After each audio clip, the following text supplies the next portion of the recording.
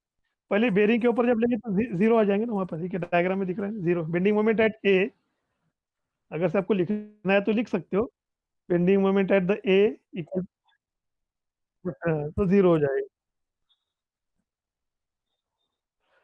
उसके बाद में लिखेंगे bending moment at the B,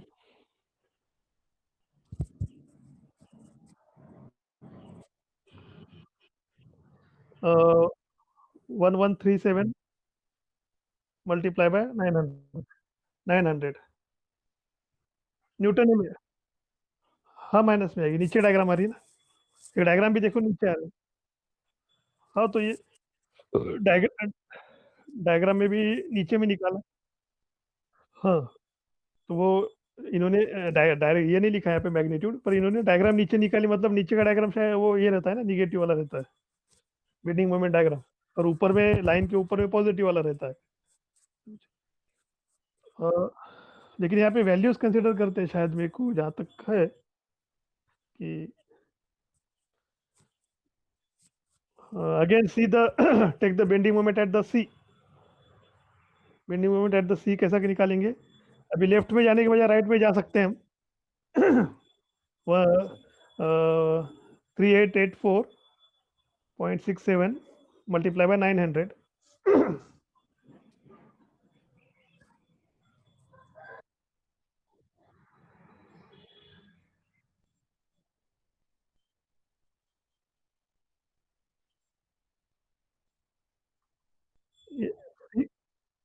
सी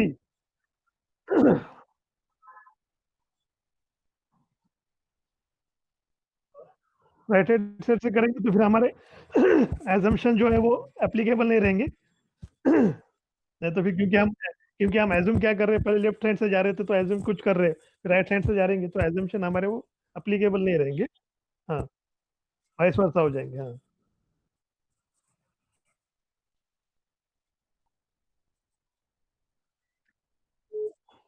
हाँ वो जो भी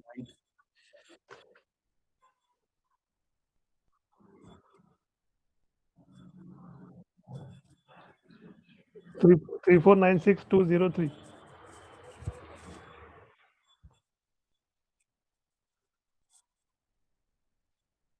ठीक है 19 ले लो, ऐसा कोई जो आया आपका वो ले लो, 194 ले लेना, कोई फर्क नहीं पड़ेगा ज़्यादा।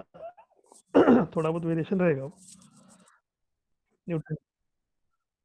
क्योंकि वो उधर के साइड से गए ना अपन। ठीक है तो ये डायग्राम हमारी कंप्लीट है, बेंडिंग मोमेंट डायग्राम होगी। हाँ ठीक है। हाँ ये इसके नीचे में डायग्राम निकाल लेना, ये जो वैल्यूज निकालने के बाद। ठीक है हाँ चलेगा चलेगा कोई एक लाइन में मतलब, ये अभी प्रोजेक्शन प्रोजेक्ट, हाँ प्रोजेक्शन ले लेना, एक एक प्रोजेक्शन बराबर लेना, एक एक की जगह पर बराबर बी की जगह पर, प्रोजेक्शन पता है ना आपको इंजीनियरिंग ड्राइंग में हाँ वैसा ले लेना। हाँ चलेगा वैसे कोई इशू नहीं, एक साथ भी ड्रॉ कर सकते हैं। ठीक है। तो फिर अपन go for horizontal plane, horizontal plane में जाएंगे हम, फिर से हम एज्यूम करेंगे आर ए और आर डी नीचे से ऊपर, है ना। अभी हमें पता क्या है हॉरिजॉन्टल प्लेन में, मेरे ख्याल से 4421 पता है हमें, है ना। 4421, देखो हॉरिजॉन्टल प्लेन में 4421 दिख रहा है यहाँ पर, हॉरिजॉन्टल प्लेन में एट बी वो कंसिडर करेंगे। 2413, तो डायरेक्शन देखो यहाँ पर 4421 का, और जो फोर्स है, और 2413 का फोर्स है, ये दोनों अपोजिट है, तो वैसे अपोजिट ही निकालना पड़ेगा, समझ गए। और नीचे में एज्यूम करेंगे reaction at N, reaction at the B. अभी एज्यूम करते समय हमें आर ए का आर ए और आर डी लिखना है नीचे से ऊपर डायरेक्शन।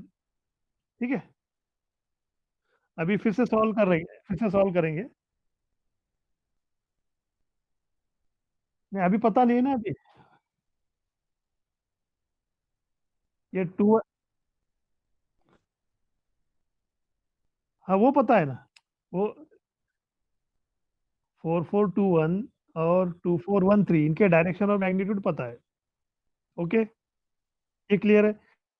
आर ए और आर डी, इनके डायरेक्शन हमें पहले फर्स्ट एज्यूम करेंगे नीचे से ऊपर, ठीक है, वर्टिकली अपवर्ड। ठीक है, अभी फिर सॉल्व करेंगे।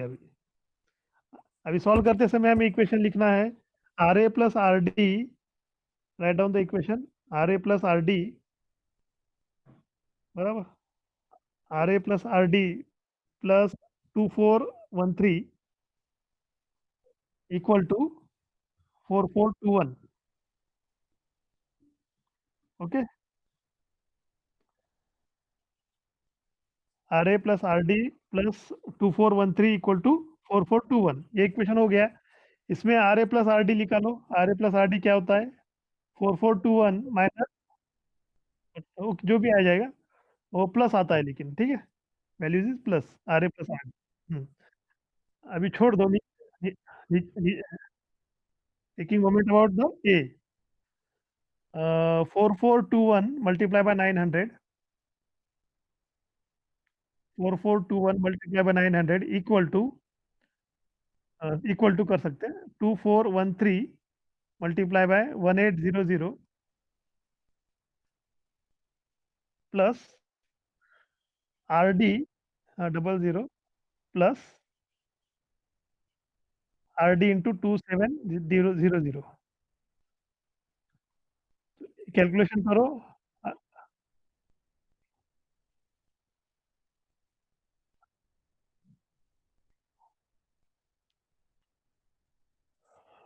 कैलकुलेट आर डी,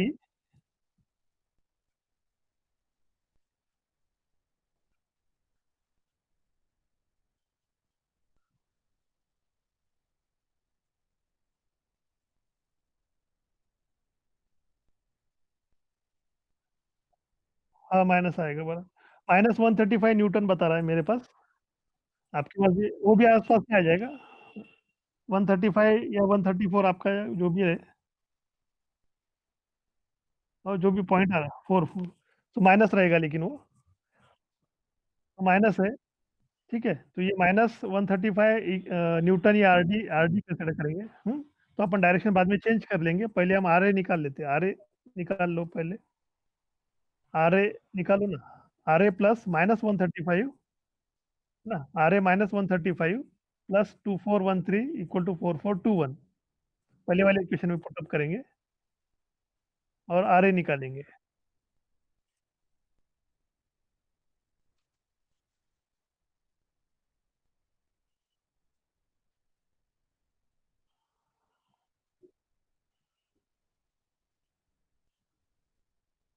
नहीं नहीं, आर ए गलत आया, रिएक्शन एट 21 मेरे पास 2143 आता है, बराबर करो ना, कैलकुलेट 2143 आता है न्यूटन। मैं इक्वेशन बताओ क्या, देखो, R A, R A plus plus plus की जगह पर क्या हो जाएगा, माइनस हो जाएगा, क्योंकि माइनस साइन आ रहा है ना 135, तो आर ए माइनस 135 हो जाएगा, बराबर, प्लस 241 प्लस करेंगे 2413, राइट, ओके, इक्वल टू, क्या करेंगे 4421, बराबर है, पहले वाला इक्वेशन, है ना। अभी कैलकुलेशन करना है, 135 इधर चला जाएगा राइट हैंड साइड में, तो माइनस वाला प्लस हो जाएगा वो, है ना। वेट करो, बराबर कैलकुलेशन करो।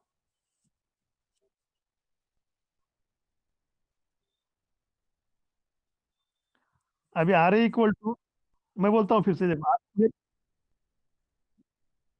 हाँ, आ- हाँ, बराबर इक्वल टू, हाँ, 21, बराबर ये इक्वेशन,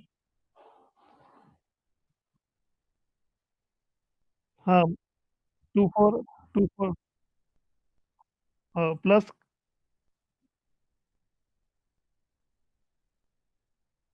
तो प्लस भी आएगा ना 135, उधर से चेंज नहीं करोगे क्या तुम, तो मेरी मेरी बात ऐड हो जाएगा ना, वही तो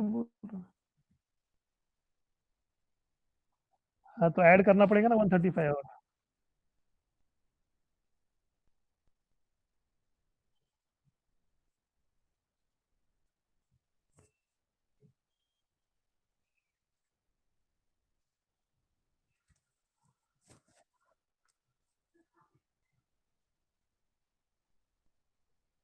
2144 हाँ, अब आया बराबर।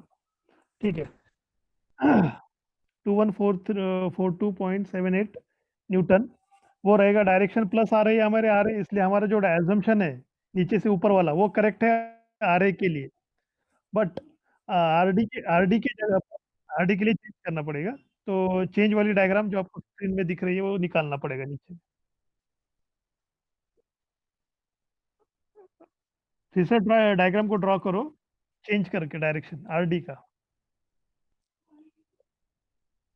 ठीक है, बाद में ड्रॉ करो, मेरा इशू नहीं। तो मैं बता रहा हूँ ये डायग्राम हमें दिख रही है हॉरिजॉन्टल प्लेन की। अभी फिर से फिर मोमेंट निकालेंगे हम, है ना। नीचे में जो मोमेंट लगेगा तो इस डायरेक्शन में ए की जगह पर जीरो है, बराबर। Bending moment at the A is zero. Bending moment at the B, B की तरफ जाएंगे। बी है ना वो पॉइंट, हाँ बी है। तो bending moment at B is equal to 2142 multiply by 900। वो पॉजिटिव रहेगा, ऊपर आ रहा है वैल्यू। 2142.78 मल्टीप्लाई बाय 900 आ रहा है 192849। हाँ,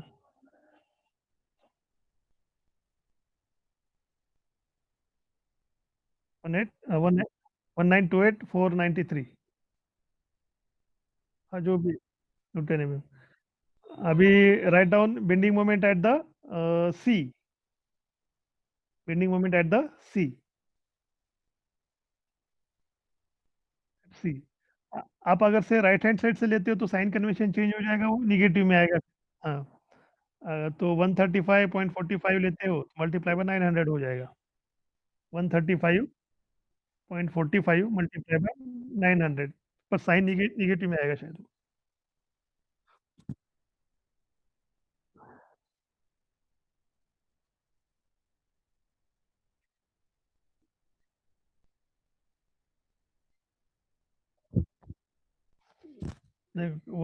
ये क्या क्या मल्टीप्लिकेशन से क्या है, 135 मल्टीप्लाई बाय 900, कैसे क्या मल्टीप्लाई बाय 900। हाँ, 0.44 लेके। हाँ 1 to 1, हाँ वही बोल रहा हूँ मैं, वही 1 to 1 905। ठीक है। कंसिडरिंग आर एच एस, अभी एल एच एस से भी जाएंगे तो फिर वो पूरा कैलकुलेशन बढ़ जाएगा और। ठीक है, तो ये अभी डायग्राम हम कंप्लीट कर सकते हैं, एक नेगेटिव आएगी पॉजिटिव आएगी, तो ये डायग्राम हम कंप्लीट कर सकते हैं।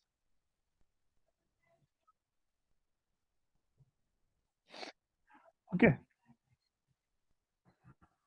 तो अभी दोनों डायग्राम में हमें मैक्सिमम बेंडिंग मोमेंट कंसिडर करना है ना। अभी मैक्सिमम बेंडिंग मोमेंट कहाँ पर है ये कंसिडर करना है, वो वैल्यूज हमें लेना है। अभी एक एक की जगह पर मैंने ये ना 1 to 1, है ना। हाँ माइनस निगेटिव, डायग्राम निगेटिव में। हाँ क्लॉकवाइज। तो यहाँ पर हम फिर से जाएंगे bending moment, resultant bending moment की तरफ। रिजल्टेंट बेंडिंग मोमेंट का डायग्राम निकालने की, निकाला या नहीं निकाले तो भी चला है, यहाँ पे निकाला नहीं है शायद। तो एट द पॉइंट ए दोनों जगह पर जीरो है, वर्टिकल में हॉरिजॉन्टल में, तो वहाँ पे जीरो ही रहेगा। और resultant bending moment at the D दोनों जगह पर जीरो है, तो वहाँ पर भी जीरो रहेगा। राइट, इतना तो क्लियर है। अभी bending moment at the B और bending moment at the C, तो यहाँ पे कैलकुलेट करो कितना आ रहा है। रिजल्टेंट निकालना है, बी। हाँ रिजल्टेंट निकालना है।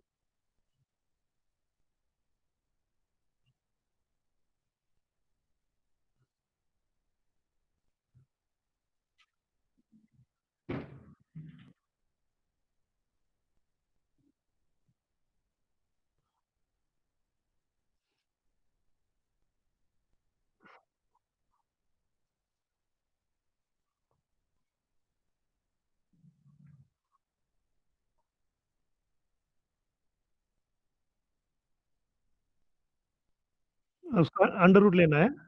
ये बताया ना आपको, फॉर्मूला अंडर रूट लेना पड़ेगा। जो भी आएगा वो नोट करके रखो, जो भी आएगा आप नोट करके रखो। ठीक है,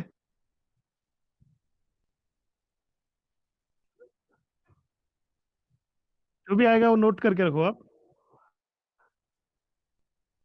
उसके बाद में लिखो। हो गया ना वो? ठीक है, जो मेरे पास वैल्यू नहीं है,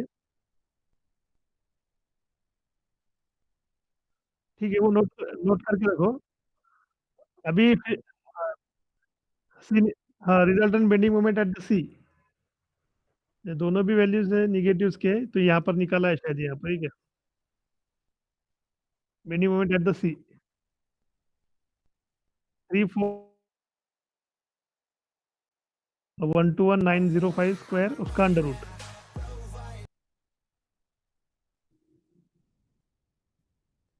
हाँ बोलो। हम्म,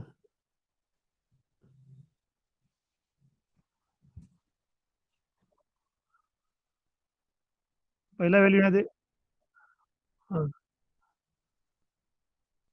हाँ, और ये वाला।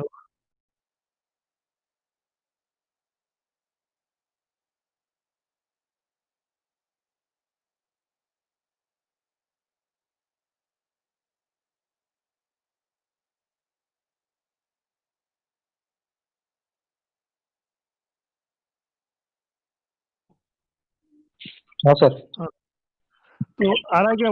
3498327। ओके, ठीक है, थ्री जो भी फोर आएगा, 3498। जो भी आए, 3498318 आता तो 18 ले, कोई प्रॉब्लम नहीं है।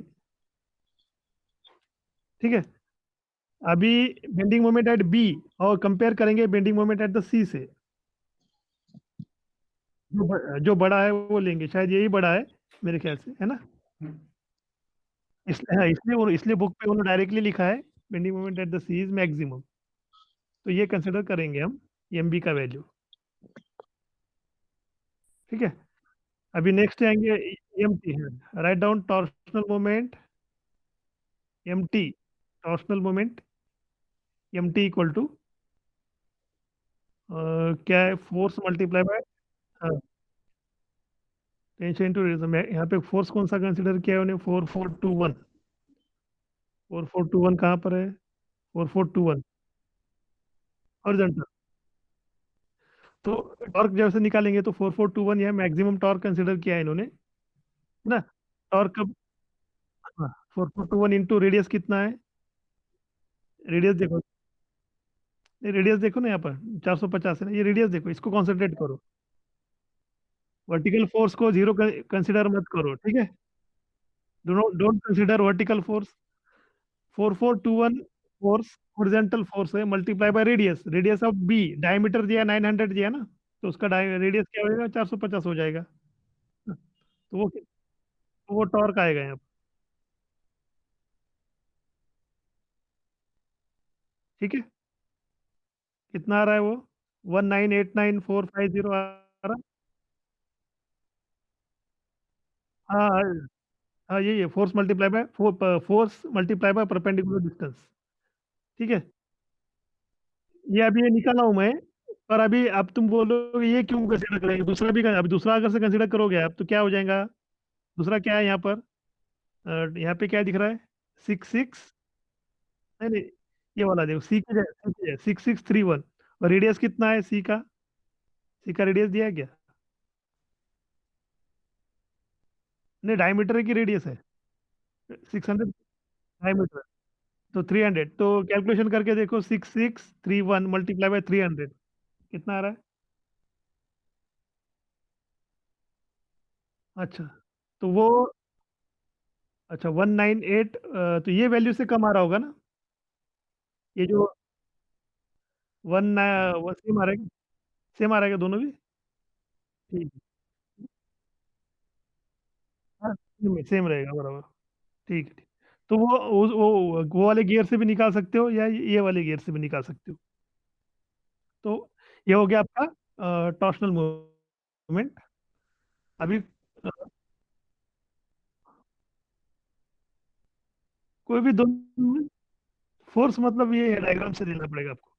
ये जो डायग्राम दिख रही है ना आपको, ये डायग्राम में,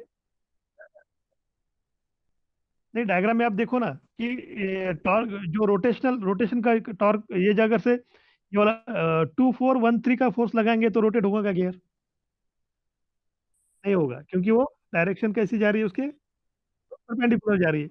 अभी 1631 ये फोर्स लगाएंगे तो डेफिनेटली वो गियर घूमेगा, बराबर, रोटेट होगा। और यहाँ पर भी आप देखते हो 4421 लगाएंगे तो हम गियर रोटेट होगा। और 1609 के फोर्स से गियर भी रोटेट होगा। 16 कैसा परपेंडिकुलर आ रहा है ना, ये नहीं होगा वो आपको इसमें रोटेशनल है, समझ गए? ओके, ठीक। ये हो गया आपका एम। तो वो डायरेक्शन देखना पड़ेगा, कौन सा फोर्स रोटेट करने से शाफ्ट घूमेगा। ठीक है, तो ये हो गया एम टी और ये हो गया एम बी। अभी इजी हो गया आपका काम, डायमीटर ऑफ द शाफ्ट निकालना है। अभी फिनिश हो गया। पुट अप द वैल्यूज, ये फार्मूला लिखना है, डी क्यूब इक्वल टू 16/पाई।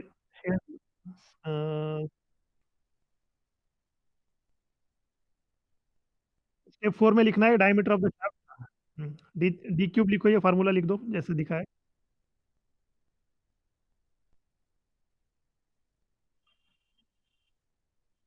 के B into M B square, M B K T into A square.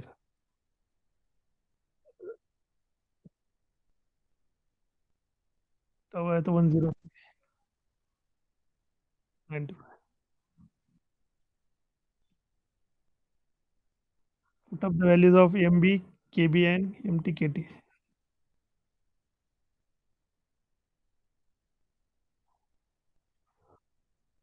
1.5 3 4 327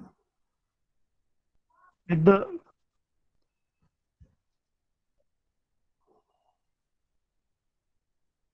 plus 2 के टी का 2 वैल्यू स्क्वायर करना है, 2 है।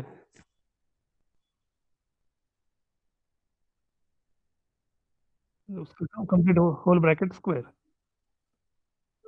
यहाँ से पहले आपको डी क्यूब मिलेगा पहले, फिर अ, फिर उसका क्यूब रूट लेना है।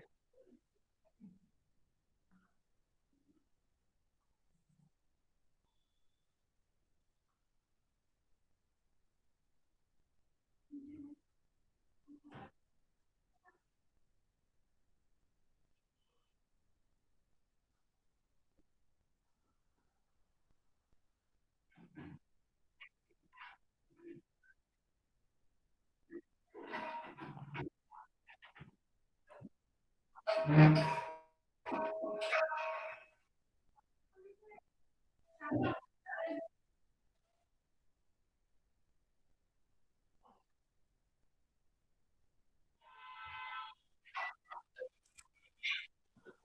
60, ठीक है। तो आ रहा है ये diameter 68.59, unit is millimetre, at down the unit millimetre.